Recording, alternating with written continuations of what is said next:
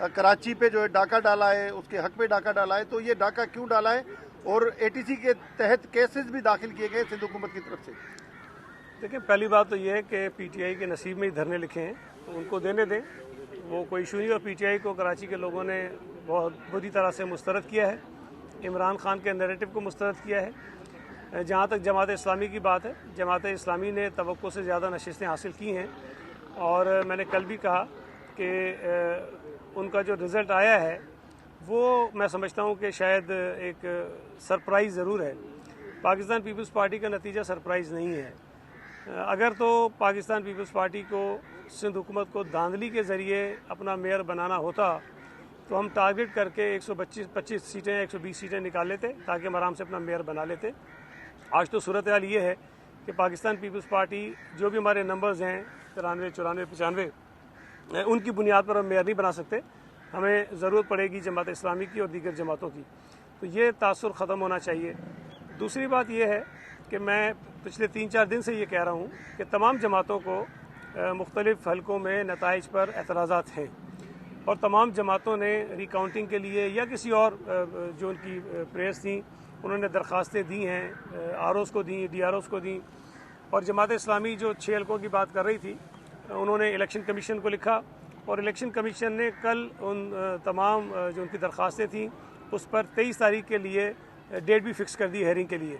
तो यही बात थी जो हम कह रहे थे कि प्रॉपर तरीका ये है कि आप मुतल्लिका इदारे से मुतल्लिका फोरम पर जाकर अपनी जो ग्रीवांसेस हैं वो रखें, और अब इलेक्शन कमीशन सुनेगी। और मुझे उम्मीद है कि जमात इस्लामी उन 6 हलकों के मुतल्लिक जो एहतजाज कर रही थी या जो धरने दे रही थी वो उनके रुक जाएंगे।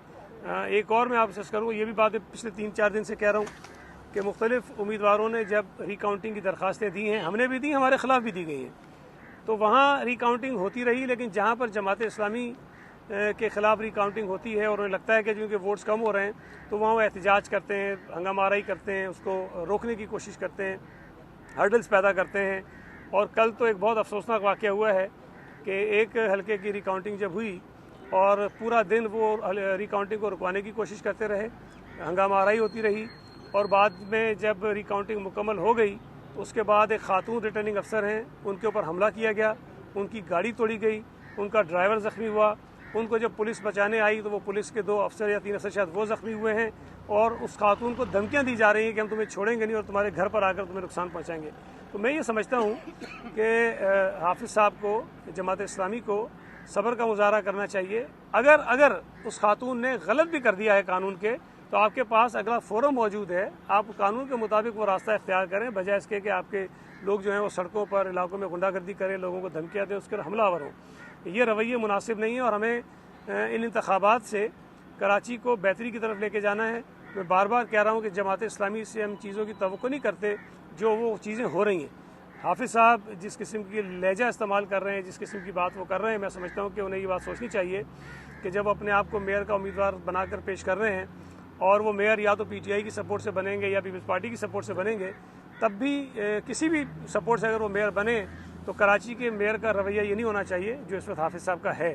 तो आज मैं तवक्को करता हूँ कि चूँकि इलेक्शन कमीशन ने उन 6 हलकों के मुतल्लिक नोटिस भी लिया है, हेयरिंग के लिए तारीख भी फिक्स कर दी है, जो मुतल्लिका ऑफिसर्स थे उनको बुला भी लिया है, तो अब मेरा ख्याल है कि उस पर मज़ीद बात करने की कोई ज़रूरत नहीं है, उनको एहतजाज करने की ज़रूरत नहीं है, वो करें। जहाँ तक एटीसी की जो आपने बात की पीटीआई के रहनुमाओं के ख़िलाफ़, तो वो वीडियो फुटेजेस मौजूद हैं कि जिस अंदाज़ में जो दहशतगर्दी डिप्टी कमिश्नर ऑफिस में पीटीआई के गुंडों ने की है, उस पर तो मैं समझता हूँ कि कार्रवाई होनी चाहिए। ये तो कोई तरीका नहीं है। और ये भी बता दूँ कि जमात इस्लामी के जिन लोगों ने ये काम किया उन पर भी एफआईआर हुई है।